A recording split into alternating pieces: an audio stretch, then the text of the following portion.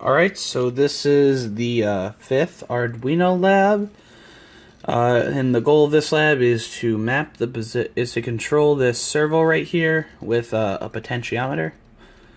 So this circuit is wired with your standard power. You know, the red 5-volt and the ground are powering the power strip on the breadboard, and then we have this potentiometer, which is in parallel with a 100 microfarad capacitor. One leg is connected to the analog input, A0, and then the other one is just grounded.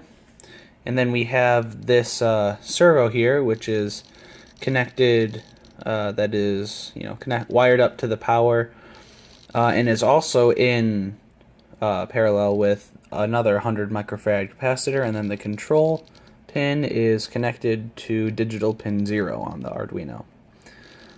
So what happens is that this potentiometer divides the current between this yellow wire and this blue wire right here. So the increase in voltage, the increase in voltage will then correspond with the reading from A0. So that increase in voltage is then converted to a position for the servo to be placed to. And then the capacitors here provide a dampening effect when the servo draws power to move, because when it starts moving, it'll use more power than if it was already in motion. So yeah, the capacitors dampen that effect.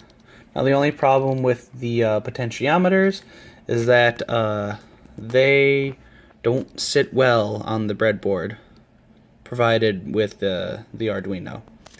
So you got to make sure you push it in before trying to control this servo. So yeah, push it in, twist, and it'll change what position the Arduino is supposed to be at, or what position the servo is supposed to be at. And then you let go, it moves again. So yeah. Also in this lab you're supposed to put different little cardboard bits onto the servo. I didn't do it. It didn't really seem necessary, and I feel like I accomplished the goal of this lab.